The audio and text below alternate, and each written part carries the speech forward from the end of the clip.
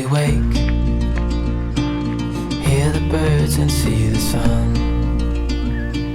Side by side our fears are done.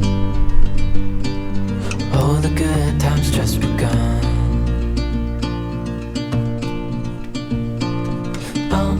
We know what we have, let's hold on tight. Found what we're looking for in life. Call us crazy, but things are finally right. With you and I, the future is bright.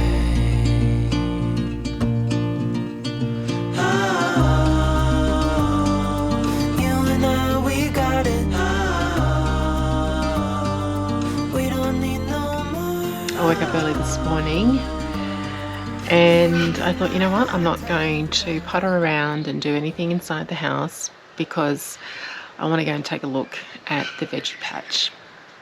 It's got a huge covered garden, and with spring around the corner, I know there's going to be a few things I need to do before I can get anything into the ground, and I may not even be able to get a lot of things in, but let's go and check it out and see what I've got to work with.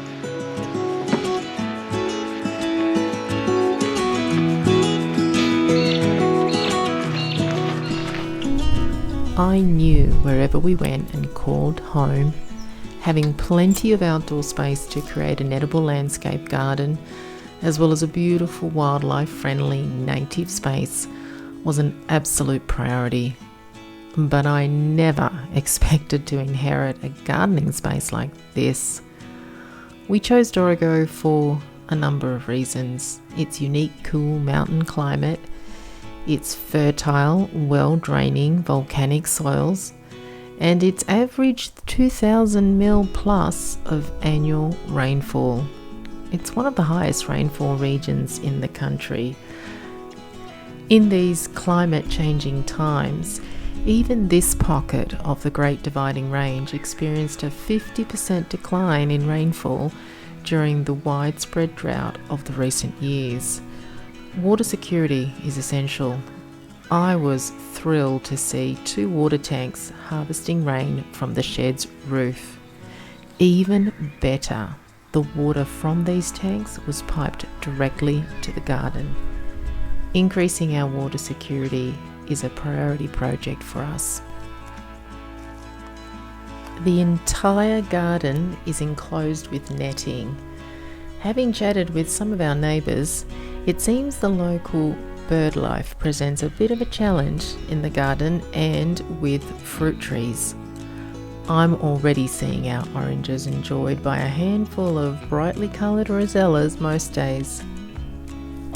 There are 11 garden beds in total in the enclosure, and there is definitely room to fit in a few more. But before I consider any kind of planting in this space, I want to test the soil, both in this enclosed garden as well as throughout the property.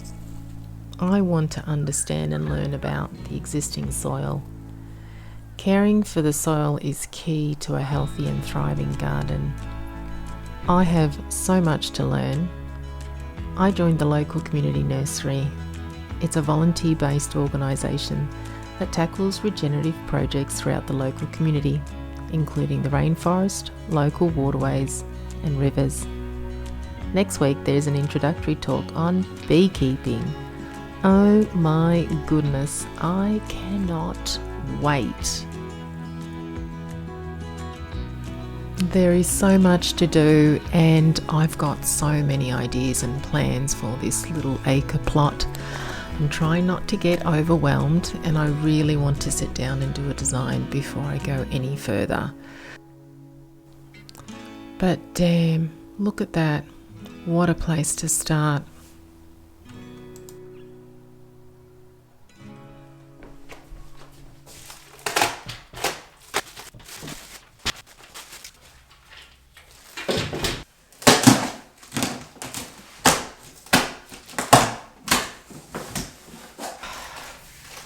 So Rob's still up north in Port Douglas, and there's a number of boxes that are landing because a 20-foot container wasn't enough. Just things that we couldn't fit because we had bought extra bits and pieces while we were up there.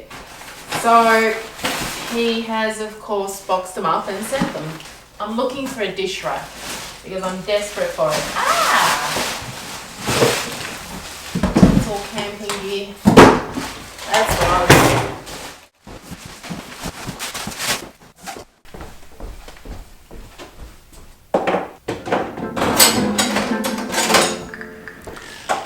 Greetings from Port Douglas. So I'm down at my little watering hole, sneaking in a little swim before I wrap up here. And I thought, while it's all about Analea, let's find out what Rob's up to. So pretty much, second last day, big news. We sold our place in Port Douglas. Monday, I'm heading out. And that'll be a wrap for our little Port Douglas venture, really. So I'm probably going to go for another dip in here. And then I'll make my way to Analea's place, because, yes, as it would seem, it looks like it's probably Analea's place that we will be referring to our little acre in Dorrigo. So, anyway, love to stay and chat, but that's calling for a dip. I have to say, these are some of the things I will definitely mess up here. But the 100% humidity, probably not. Buongiorno.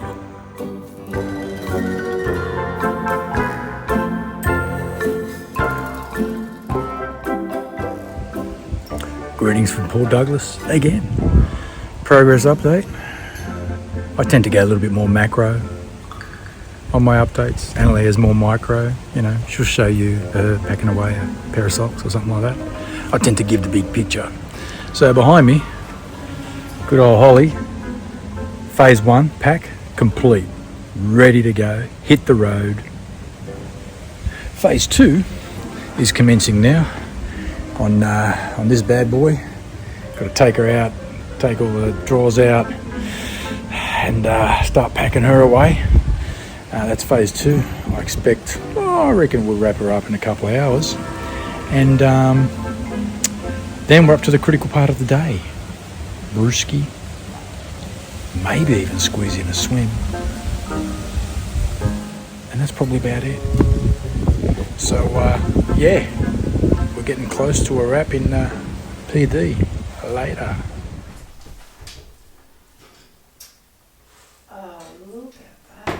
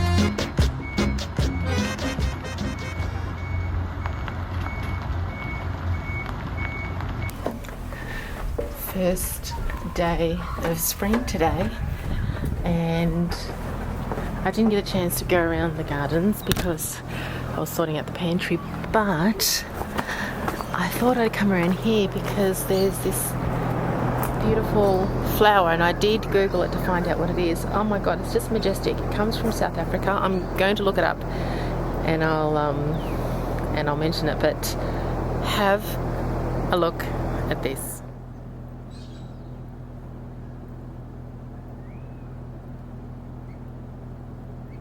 For a little bit of context, this is how big this flower is. It's bigger than my hand. It's gorgeous. Look at that.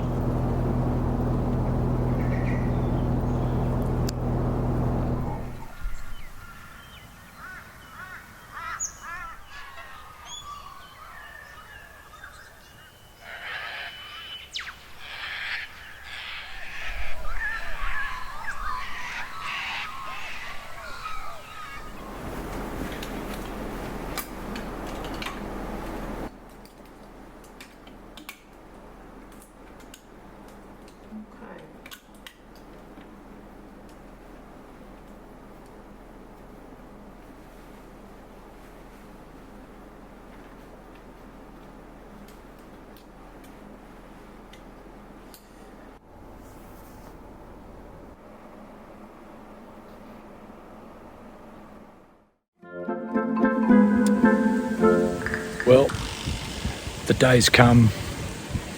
The gate is shut, and we close the chapter on one and we commence the chapter on the next. It's time to hit the road trip! Alrighty, stop number one, Tully. We've cranked open Holly, and now we will go and find something to eat. But she's not a bad park. There's a few people around, but those facilities over there, brand new. I'm starving. No time for chit chat. I've got to go find something to eat now.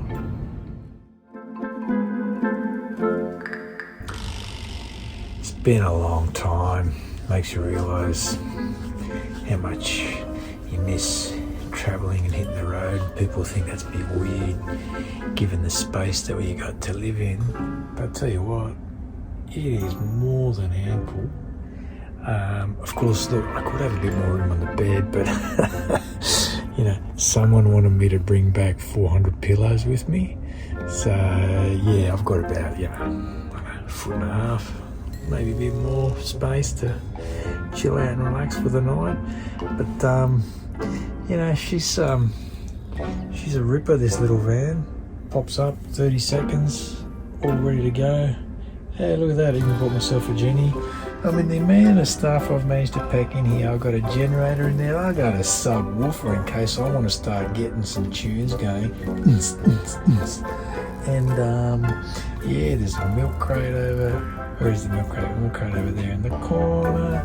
And yeah, there's bit of stuff everywhere because I've had to move some stuff as well, but it's all good. Little township of Tully. Went and had myself a nice little schnitty. It's getting on now. I think I'll be retiring soon. Gonna belt out a few Ks tomorrow. Big day, big push tomorrow. Let's see where we end up. Buonasera.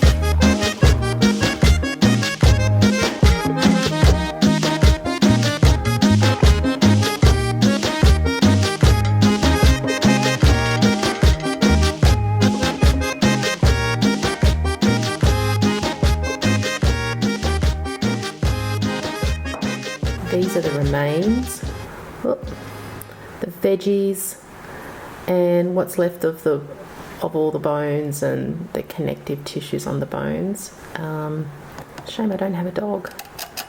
Would have loved that one.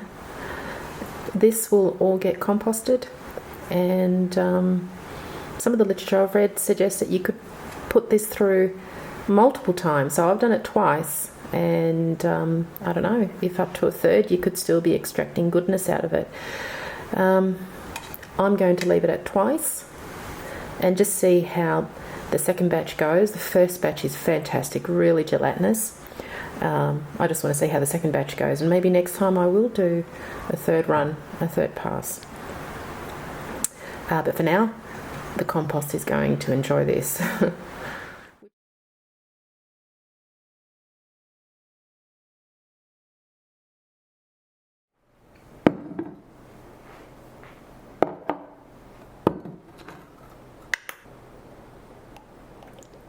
Have a look at that. It is lovely and gelatinous, and it's exactly what I'm looking for. I have declared that broth a huge success.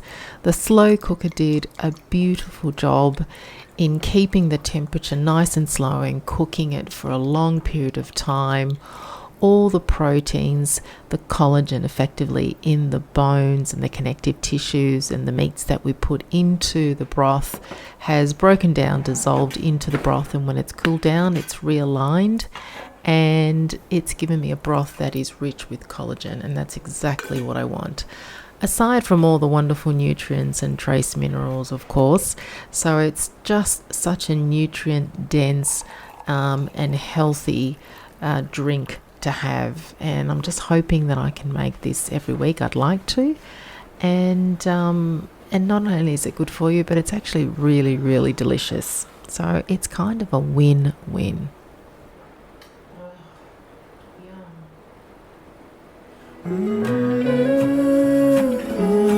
I have come into the shed just to make sure there's enough room for Rob.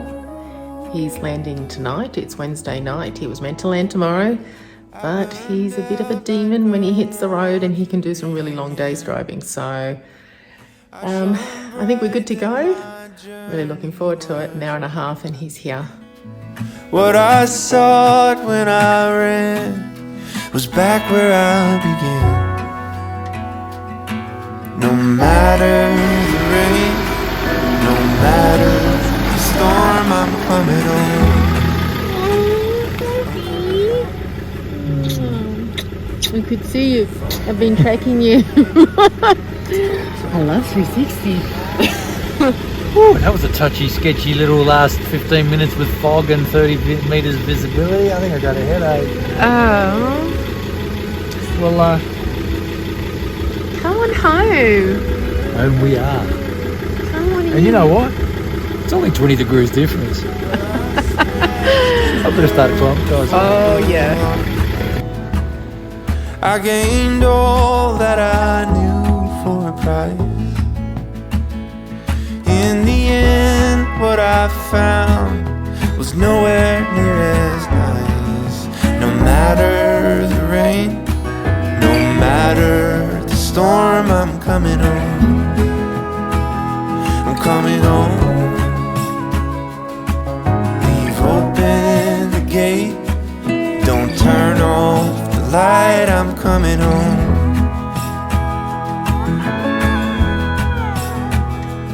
Though I fought with my claws and teeth, though I elbowed my way to a seat, there be no kind of peace like you. Van car stuff. Yeah. You got your big shed. I'm coming home. Leave open the gate,